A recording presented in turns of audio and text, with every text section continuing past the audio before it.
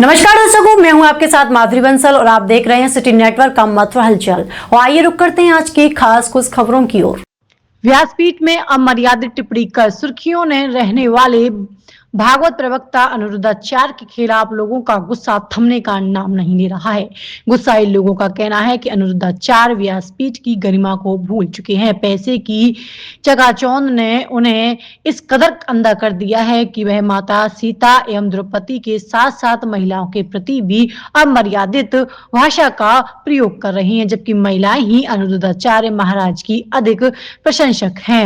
अनिरुद्धाचार्य महाराज द्वारा व्यासपीठ से महिलाओं के लिए दी गई अशोभनीय टिप्पणी से जहां देश भर के विभिन्न संगठन एवं ब्रजवासियों में आक्रोश व्याप्त है, वहीं वायरल वीडियो को संज्ञान में लेते हुए यूपी राज्य महिला आयोग की अध्यक्ष बबीता चौहान ने अनिरुद्धाचार्य के खिलाफ सख्त कार्रवाई की बात कही है। बबीता चौहान ने अपने द्वारा जारी वीडियो में कहा है कि अनिरुद्धाचार्य महाराज की कथा सुनने वालों में 80% महिलाएं होती हैं। वह उन्हीं के चरित्र पर इतना घिनौना आरोप लगा रही हैं। गलती करके माफी मांगना उन्होंने अपनी आदत में शुमार कर लिया है, जो सॉल्यूशन नहीं है। कहा है कि कम उम्र में अधिक शोहरत मिलने से वह व्यासपीठ की मर्यादा को भी भूल चुके हैं, जिसकी वह अपने शब्दों में घोर निंदा करती हैं। अनिरुद्धाचार्य ने जिस प्रकार हमारी मातृ शक्ति के खिलाफ जो बयान दिया है वो बहुत ही अशोभनीय है और निंदा का विषय है। सभी ब्रजवासी इसका विरोध कर रहे हैं।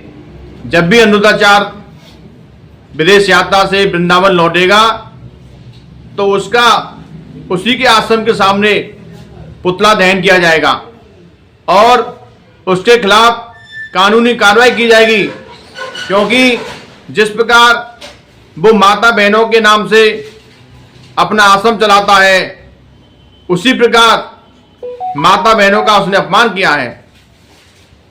बहन बेटियों के बारे में जिस प्रकार की उसने टिप्पणी की है उससे समस्त भारतवर्ष में हमारी जो बहन बेटियां हैं वो ये कह रही हैं कि ये कैसा संत है जो व्यास मंच से इस प्रकार की टिप्पणी कर रहा है।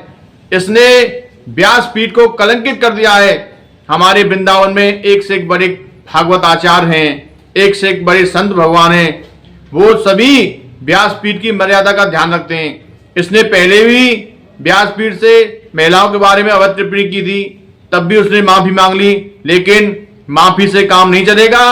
अब रन होगा और इसको सबक सिखाया जाएगा।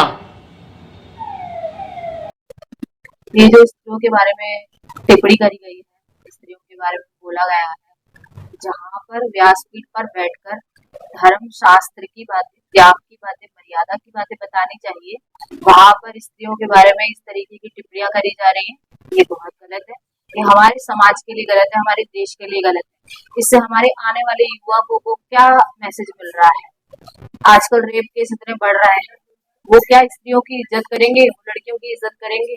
पहले ही इतना कुछ हो रहा है समाज में, कम से कम देखकर, सोचकर, समझकर बोलना चाहिए और व्यासपीठ पर बैठकर ये मर्यादित बातें करनी चाहिए, ना कि ये सब औरतों के खिलाफ टिप्पणी करनी चाहिए। जिन भगवान ने स्त्रियों की लाज को बचाया है, आज वही जो भगवान के नाम ले रहे हैं वो भगवान का काम कर रहे हैं और वही स्त्रियों की लाज को खराब कर रहे हैं।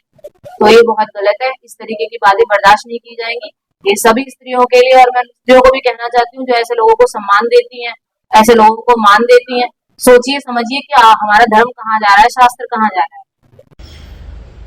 जो माँ बच्चे को जन्म दे सकती है, वो 9 महीने गर्भ में रख सकती है, जो पीड़ा गर्भ में रख के सहती है, जो पीड़ा जन्म देने तक सहती आती है, वो ही बच्चे बड़े पढ़ लिख के बड़े होके व्यास बन जाए और वो कथा के मंच पर बैठकर और गलत शब्द बोले, क्योंकि कथा सिर्फ माताओं से चलती है।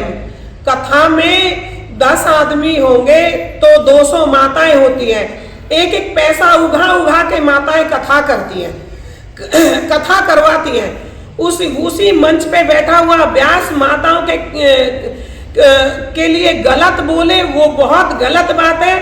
माता सीता का भी अपमान हुआ था तो क्या लोगों को सहना पड़ा, कितनी पीड़ा सहनी पड़ी।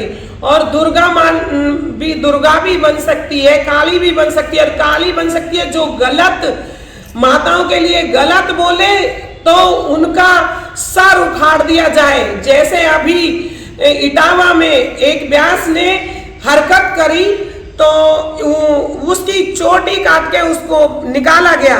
उसी तरीके से अगर व्यास माताओं के लिए गलत बोले तो उनकी चोटी काट के और उनको जूतों का हार पहना के मुंह काला करके पूरे नगर में घुमाया जाए।